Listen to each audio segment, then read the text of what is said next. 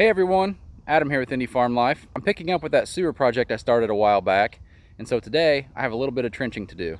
And by a little bit, I mean a lot, about 850 feet worth. And with new projects come new toys. Sadly, I didn't buy this, just rented it from a local group here in town. Don't really have a need for a Ditch Witch RT45 long term. However, it is pretty awesome. And this thing's brand new. It's got like 25 or 26 hours. The group that I rented it from, they have like an entirely new fleet because they're fairly new in town. So I'm gonna be the one to break it in, I guess. Hopefully not break it. I had already started putting the line in with a backhoe to at least get it away from the house and through some of these big tree roots. But as you can see here, it's overkill. An 18-inch bucket for a 1 1/4 inch line. And yes, that is completely full of water, about 4.5 to 5 feet deep.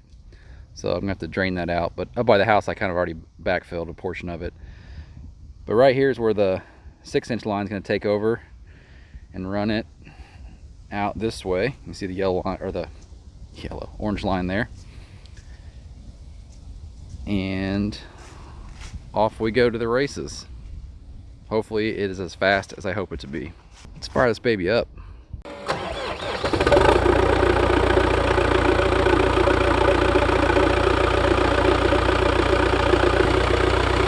Subscribe button.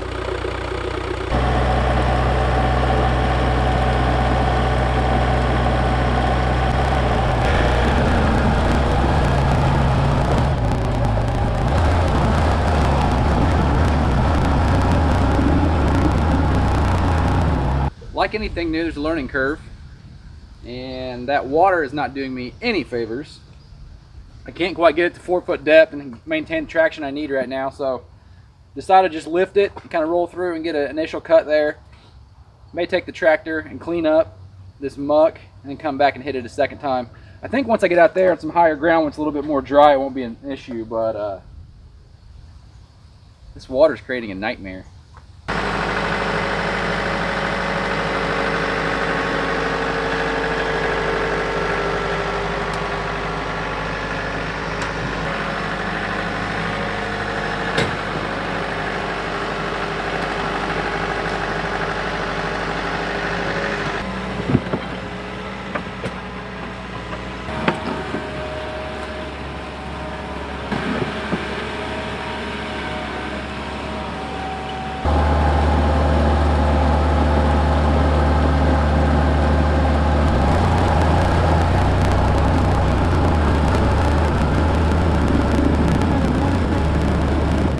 Wet, and my trench is actively filling itself in because the ground is so wet.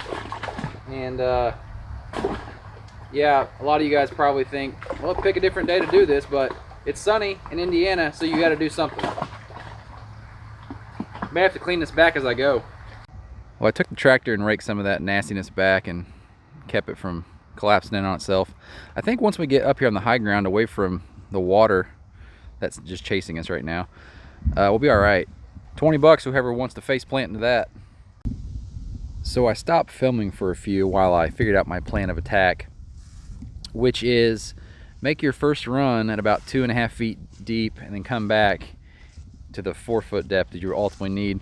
Right here in front of me, you can still see how wet everything was and turning up that clay. It's really clumpy, and when you're moving at less than what felt like 1/2 mile per hour, a lot of these big clay clumps get tossed right back in, and we're filling in the trench. So what I opted to do is come through and basically get the topsoil layer out of the way. And as you walk, you're going to see this stuff start to turn into more of a powder and be a little bit more dry. And so by doing that, I'm getting material out of the way for when I come back on my second pass. And hopefully that I'll be able to handle that, last foot and a half of clay without filling my trench in so much. But I'd say I'm about 1/3 of the way to where I ultimately need to make it, and it's been about 45 minutes or so, which isn't bad, but got to do it twice, and I do think the second pass might be a little bit more difficult. But I'll get you guys an action shot here.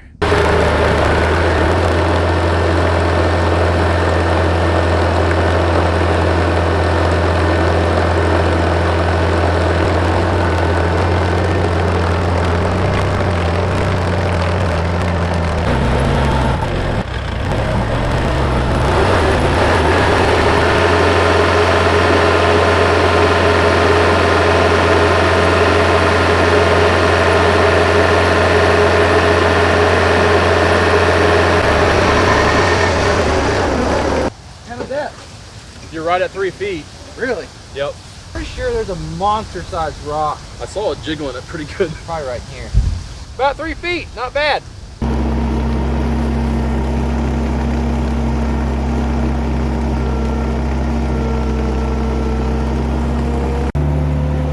Cutting really nice now.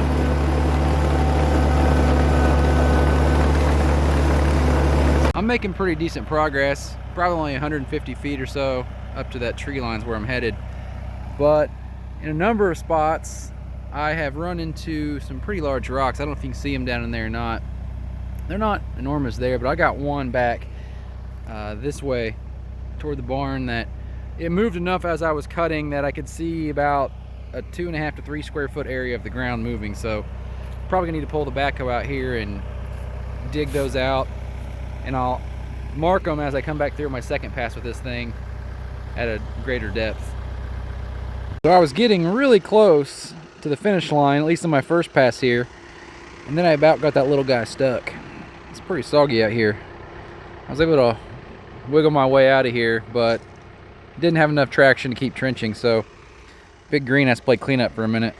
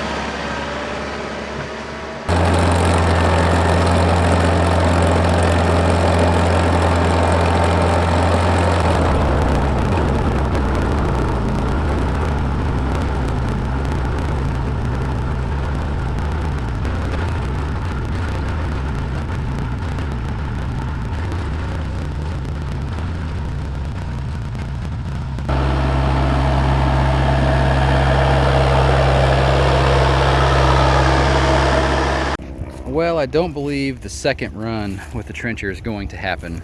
Moisture is not friendly to it.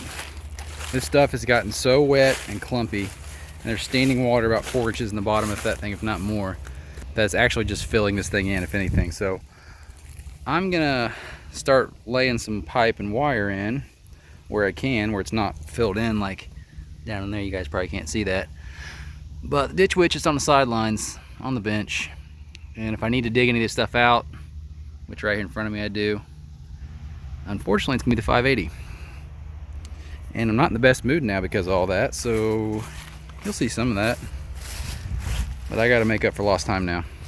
So here we are the next day, and as I suspected, I needed to get the backhoe in here and dig this out because that trencher was not being helpful at all. We tried it again this morning and it gummed up real bad and made these trenches actually all the worse. So we are digging at least out to where Chris is standing in the green to get rid of the clumps that the trencher threw in, and we, like I said, put it on the sideline for now. So the 580 is saving the day. Some of our good friends, they're helpful too. Doing some backfilling.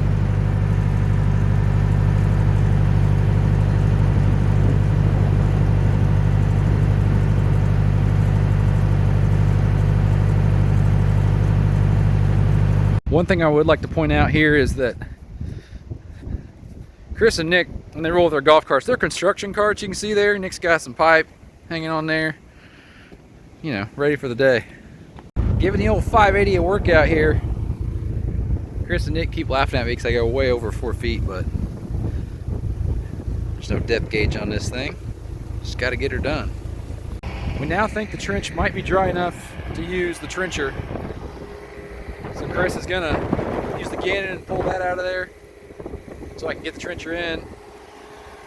And then we'll see where things stand. Hopefully we're dry enough. It's been a lot of digging with the 580.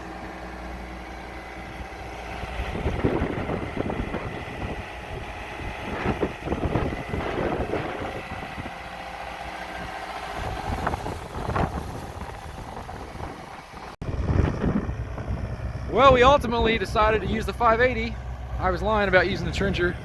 Well, Chris is playing with the trencher. See what it can't bulldoze, but even the stuff we thought was relatively dry wasn't enough anyway, so we used the 580 to go absolutely bonkers out here. But we're calling it a day, and I'm gonna Slow it down. say thanks to my friends for the help and call that a video. I'll probably put one together of the 580 running out the rest of this. A little digging action since you didn't get any. That trencher is really nice. Our ground just wasn't conducive to using it this weekend, so make do with what you have. Anyway, hope you guys enjoyed that video. New videos every Tuesday at 9, so hit that subscribe button and come back and see us.